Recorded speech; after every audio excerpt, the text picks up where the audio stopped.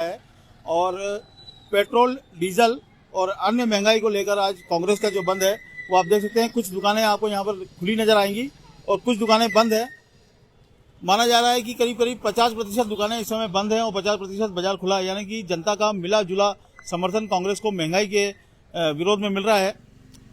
लेकिन एक बात देखने को मिल रही है कि जितनी महंगाई बढ़ रही है उतना जनता का समर्थन कांग्रेस को इस समय नहीं मिल पा रहा है और बाजार का समर्थन जो आज दोपहर 1 बजे तक आधे दिन के लिए बंद का आह्वान किया गया था उसे पूर्ण समर्थन यहाँ पर नहीं मिल पा रहा है। और आखिर क्या कारण है कि इतनी महंगाई होने के बाद भी जब सरकार जनता का पूरा तेल निकालने को तैयार है उसके बाद भी जनता आखिर बोलती क्यों नहीं है, अपनी आवाज क्यों नहीं बुलंद करती है। हमारे साथ में वरिष्ठ पत्रकार देवास में जो वरिष्ठ पत्रकार है दिलीप मिश्रा जी, वो हमारे साथ में हैं और हम चर्चा करेंगे यहाँ पर बाजार में कि आखिर जनता को ऐसा क्या हो गया कि इतनी महंगाई होने के बाद भी वो बोलने को तैयार नहीं है। क्या वाकई में कुछ दिनों पहले जो यहाँ पे बयान दिया गया था यहाँ के सांसद ने कि जनता की आमदनी इतनी बढ़ चुकी है कि उसको पेट्रोल डीजल की महंगाई नहीं लगती है। दिलीप जी, क्या जनता क्यों नहीं बोल रही इतनी ज्यादा? बंद जिस तरीके से आज महंगाई को लेकर कांग्रेस लगातार पिछले कुछ दिनों से आंदोलन कर रही है और यह बात भी उतनी ही सच है कि न सिर्फ डीजल पेट्रोल रसोई गैस बल्कि खाद्य तेल हो गए, दाल दलहन हो गए, सभी चीजों में महंगाई की मार चल रही है। भाव आसमान पर जा रहे हैं। लेकिन कहीं ना कहीं ये आंदोलन जिस तरीके से आंदोलन है सिर्फ महज कांग्रेस का आंदोलन बनकर रह गया है। इसमें महंगाई को लेकर जैसी की अपेक्षाएं की जाती हैं, जैसा कि कांग्रेस ने सोचा था कि एक जन आंदोलन बनेगा, वैसा यहाँ कुछ नजर नहीं आ रहा है। आज बंद को भी देखें तो आप देख सकते हैं कि यहाँ आधा मार्केट बंद है, आधा खुला हुआ है, मिला जुला असर है। अब तो ऐसा लगने लगा है कि बंद के ये कांग्रेस के इस आंदोलन को लेकर और जिस तरीके से महंगाई का मुद्दा, अब इस समय देश में तमाम सारे मुद्दे इतने हावी हो गए हैं कि महंगाई का मुद्दा कहीं नजर नहीं आ रहा।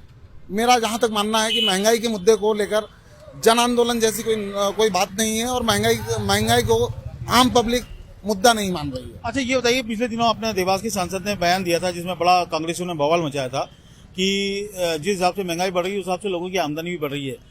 क्या वाकई में जनता की आमदनी बढ़ रही है कि जनता को खास फर्क नहीं पड़ रहा?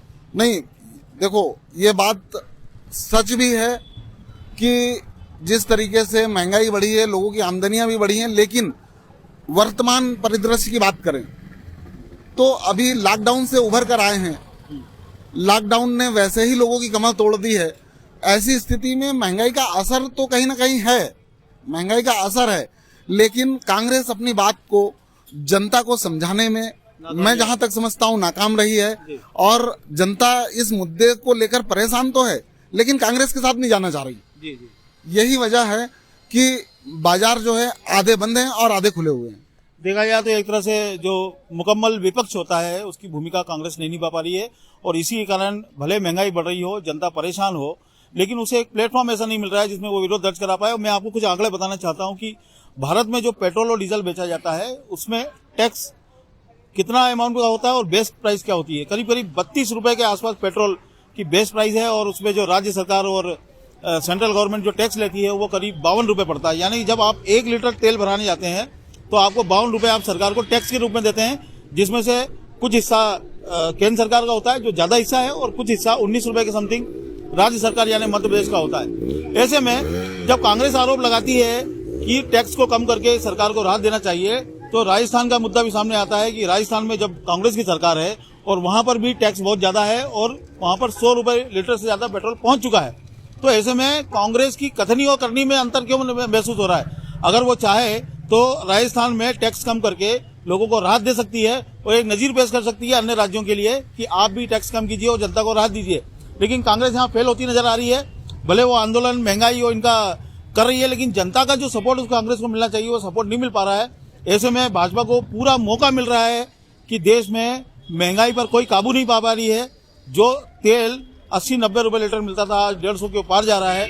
जो मैं खाद्य तेल की बात कर रहा हूँ, पेट्रोल डीजल जो एक जमाने में 50-60 रुपए लीटर में आराम से मिलता था तब भी लोग कहते थे कि महंगा है, वो 100 के पार जा रहा है। फिर भी जनता को कोई खास फर्क नहीं पड़ रहा है।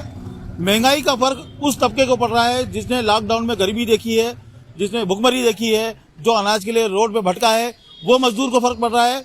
जो मुंबई से निकला और पैदल पैदल वाराणसी बिहार तक अपने घरों तक पैदल गया है, उस मजदूर को फर्क पड़ा है, लेकिन उसकी ओर देखने के लिए कोई भी तैयार नहीं है।